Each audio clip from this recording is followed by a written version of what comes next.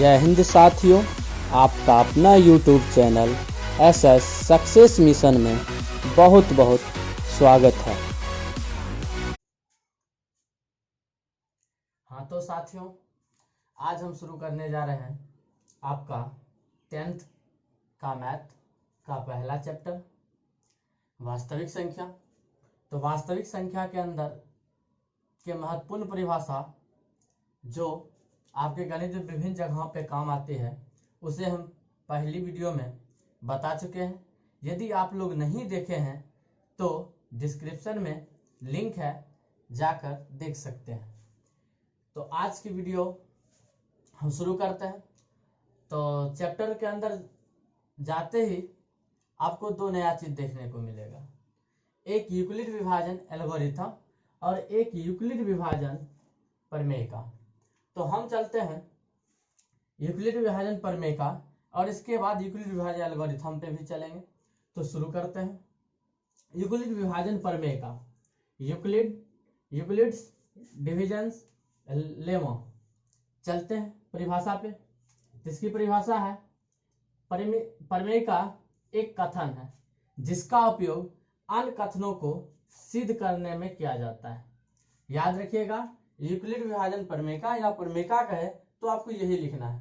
Euclid विभाजन प्रमेय का या प्रमेय का एक कथन है जिसका उपयोग अन्य कथनों को सिद्ध करने में किया जाता है।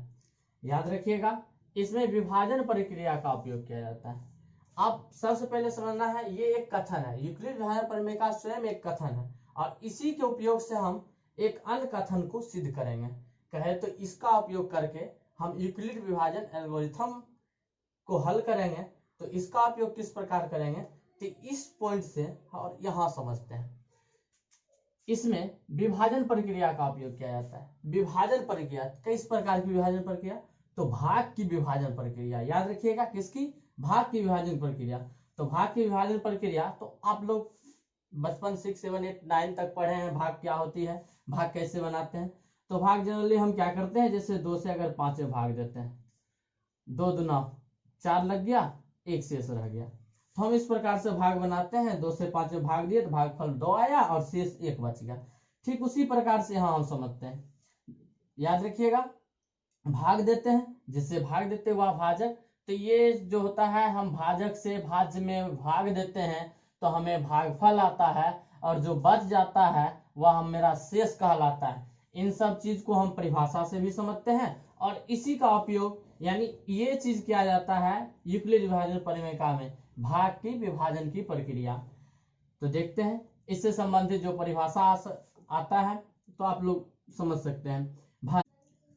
भाजक डिवाइजर, जिस संख्या से भाग दिया जाता है उसे भाजक कहते हैं। यहाँ देखिए, 2 से हम 5 में भाग दिए तो 2 से भाग दिए तो यही 2 जो है मेरा क्या हो गया, भाजक हो गया। आगे देखते हैं भाज्य। डिविडेंट, जिसमें भाग दिया जाता है उसे भाज्य कहते हैं। यहां देखते हैं 2 से हम 5 में क्या करते हैं, भाग देते हैं। तो ये मेरा 5 जो है, 5 में भाग देते हैं तो ये मेरा 5 जो है क्या हो जाएगा, भाज्य हो जाएगा, जो यहां देख सकते हैं। फिर आगे देखते हैं भागफल क्यूसेंट। भाग देने पर जो परिणाम प्राप्त होता है उसे भागफल कहते हैं। तो 2 से 5 में भाग देने पर 2 प्राप्त हुआ तो ये 2 जो मेरा हो जाएगा भागफल होगा। फिर आगे देखते हैं शेष या शेषफल। तो शेष रिमाइंडर, इसकी परिभाषा देखते हैं, जो संख्या अवशेष के रूप में बच जाता है उसे शेषफल कहते हैं। तो 2 से 5 में भाग देने पर अवशेष के रूप में क्या बचा, 2। तो ये 2 मेरा हो जाएगा शेष या शेषफल। याद रखिएगा, ये जो है विभाजन प्रक्रिया, इसका उपयोग अभी तुरंत हम बताए हैं कि यूक्लिड विभाजन एल्गोरिथम में करेंगे। यानी प्रमेय का जो है एक कथन है और इसका उपयोग अन्य कथनों को सिद्ध करने में किया जाता है। तो ही अन्य कथन यानी यूक्लिड विभाजन एल्गोरिथम में इसका उपयोग करेंगे। 3 चीजों का उपयोग करेंगे, यानी भाग की विभाजन प्रक्रिया का उपयोग करेंगे, तो जगह उपयोग करेंगे यूक्लिड विभाजन एल्गोरिथम। आप पढ़िएगा a बराबर BQ प्लस R, ये आगे बता रहे हैं ये क्या होता है, फॉर्मूला उसी जगह ही चलेगा। तो फिलहाल यहाँ समझ लेते हैं थोड़ा। ए बराबर बी क्यू प्लस आर जो चलेगा, आप बचपन में जो पढ़े हैं, भाज्य बराबर भाजक गुने भागफल प्लस शेष, भाज्य बराबर भाजक गुने भागफल प्लस शेष, तो वही चीज ये है, यानी कि भाज्य बराबर, भाज्य कहे तो ए बराबर भाजक गुने भागफल, भाजक बी और भागफल हो जाएगा क्यू, और देखते हैं प्लस आर शेष, तो शेष हो जाएगा मेरा आर। और इसी पे हम चलेंगे आगे यूक्लिड विभाजन एल्गोरिथम में। तो देखते आगे यूक्लिड विभाजन एल्गोरिथम। यूक्लिड विभाजन एल्गोरिथम, यूक्लिड्स डिवीजन एल्गोरिथम, देखते इसकी परिभाषा। यूक्लिड विभाजन एल्गोरिथम या एल्गोरिथम सुपरिभाषित चरणों की एक श्रृंखला है जो एक विशेष प्रकार की समस्या को हल करने की विधि या प्रक्रिया प्रदान करती है।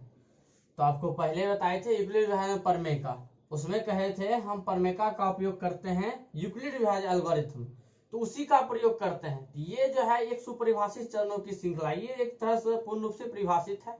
तो सुपरिभाषित चरणों की एक श्रृंखला है जो एक विशेष प्रकार की समस्या को हल करने की विधि या प्रक्रिया प्रदान करती है, यानी एक समस्या को इससे हल किया जाएगा। तो कैसी समस्या होगी, तो यहाँ देख सकते हैं, तो यहाँ दूसरे तरीका से भी इसे बोल सकते हैं, या एक विधि है या प्रक्रिया है जिससे दो धनात्मक पूर्णांकों का एचसीएफ निकाला जा सकता है।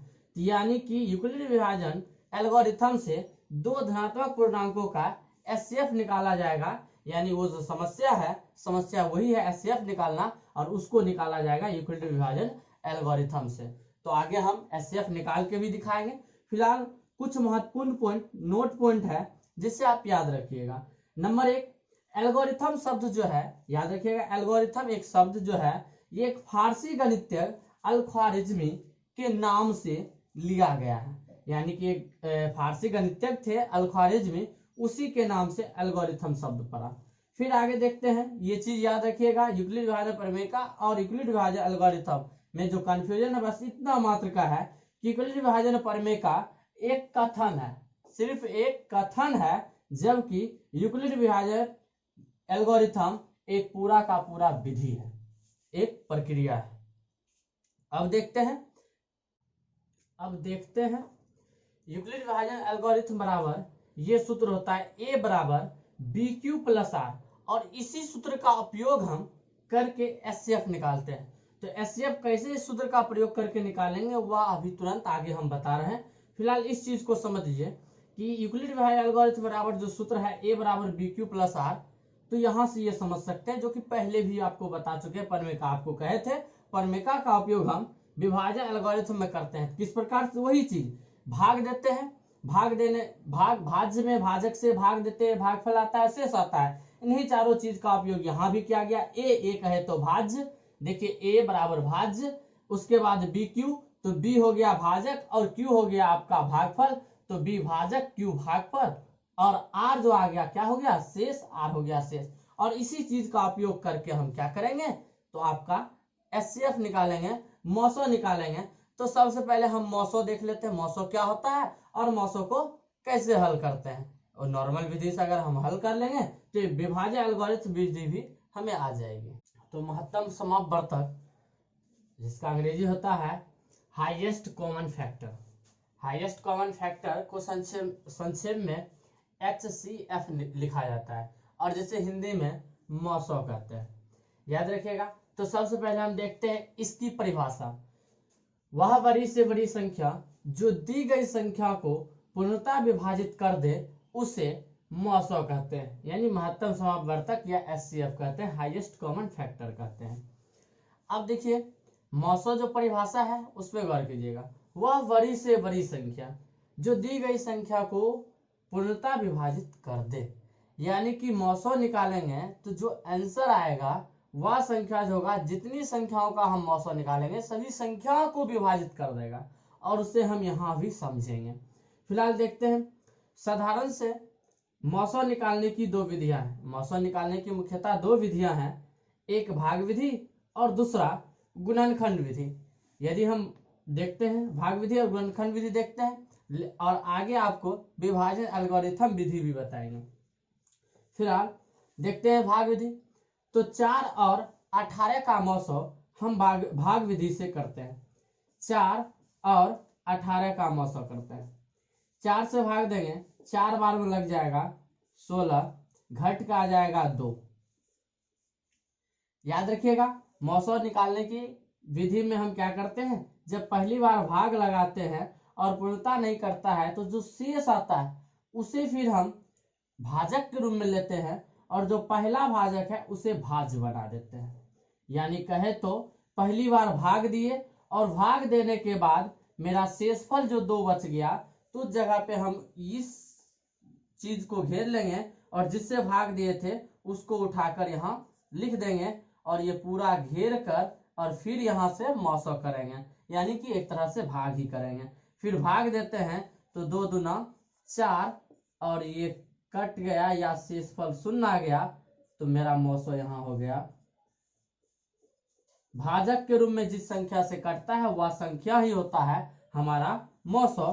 तो भाजक यहाँ 2 है तो मेरा मौसो हो जाएगा 2। अब देखते हैं गुणनखंड विधि। तो भाग विधि में हम देखते, पहले देखे कि भाग विधि से मेरा मौसो आया 2। अब 2 से परिभाषा पे चलते, वह बड़ी से बड़ी संख्या जो दी गई संख्या को पूर्णता से विभाजित कर दे। तो 2 से 4 भी विभाजित हो जाएगा 2 बार में और 2 से 18 भी 9 बार विभाजित हो जाएगा, यानी मेरा मौसो सही है। फिर इधर से देख लेते हैं गुणनखंड विधि। तो गुणनखंड विधि तो 4 है तो 4 का सबसे पहले हम गुणनखंड करेंगे तो 2 से 2 बार में, और ठीक उसी प्रकार 18 का भी गुणनखंड करेंगे 2 से लग जाएगा 9 बार में और फिर 3 से 3 बार में। अब दोनों को लिख लेते हैं। 4 का गुणनखंड, 4 का गुणनखंड आ गया 2 गुना 2 और उसके बाद 18 का गुणनखंड, तो ये देखते हैं 2 गुना 3 गुना 3 आया। अब यहाँ पे हम क्या करते हैं, HCF निकालते हैं। HCF मौसो, तो मौसो निकालते हैं तो यहाँ मौसो निकालते वक्त एक चीज ध्यान रखना होगा, जब भी हम मौसो निकालते हैं तो दोनों का क्या आना चाहिए, कॉमन फैक्टर। कॉमन फैक्टर यानी कहे तो दोनों में जो कॉमन हो, कॉमन कहे तो जो दोनों में एक समान मिले। तो हम सबसे पहले 2 देखते हैं, इसमें 1 2 2 2 है और इसमें देखते एक ही है। तो सबसे पहले 2 2 नीचे ऊपर दोनों में मिल गया तो हम क्या करते हैं 1 2 को दोनों में से लेते हैं। फिर देखते क्या 2 और नीचे 2 नहीं है तो 2 नहीं मिला। फिर देखते नीचे 3 है लेकिन ऊपर 3 नहीं है तो दोनों में 3 भी नहीं मिला। तो दोनों में क्या मिला, सिर्फ 1 2 मिला। तो यानी कि हम कहेंगे तो 4 और 18 का HCF कहेंगे, 4 और 18 का HCF दोनों में कॉमन क्या है 2, तो 2 हो जाएगा। यानी इस प्रकार यदि हम देखते हैं तो भाग विधि और गुणनखंड विधि दोनों में मौसो मेरा जो 2 आया है वह परिभाषा पे क्या काम करता है तो देख लेते हैं। वह बड़ी से बड़ी संख्या जो दी गई संख्या को पूर्णता से विभाजित कर देती है। तो जो यहाँ बता चुके 2 जो है वह क्या करती है 4 और 18 को पूर्ण रूप से विभाजित कर देती है। तो मेरा ये मौसो सही है और ये साधारण विधि है। और अब हम चलते हैं विभाजन एल्गोरिथम विधि से।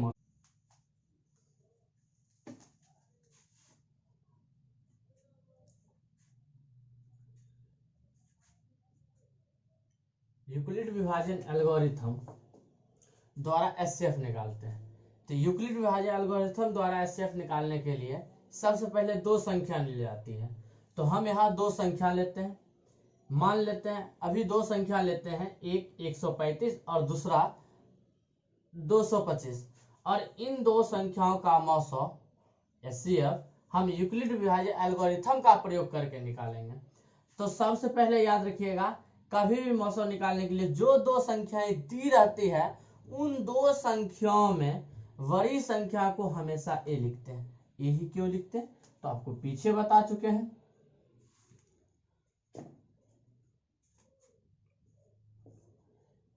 भाज्य में हम क्या करते हैं, भाग देते हैं भाजक से, और आपको अभी तुरंत बताए थे जहां भाज्य जो होता है A होता है। तो जब भी हम भाग देंगे बड़ी संख्या में, और बड़ी संख्या मेरा क्या होगा A, इसलिए हम इसमें जो बड़ी संख्या रहती है उसे A मान लेते हैं। A बराबर आ गया मेरा 25 और b बराबर आ गया मेरा 135। और आप यूज करेंगे विभाजन एल्गोरिथम। तो अभी तुरंत फॉर्मूला बताए हैं यूक्लिड, चूंकि यूक्लिड विभाजन एल्गोरिथम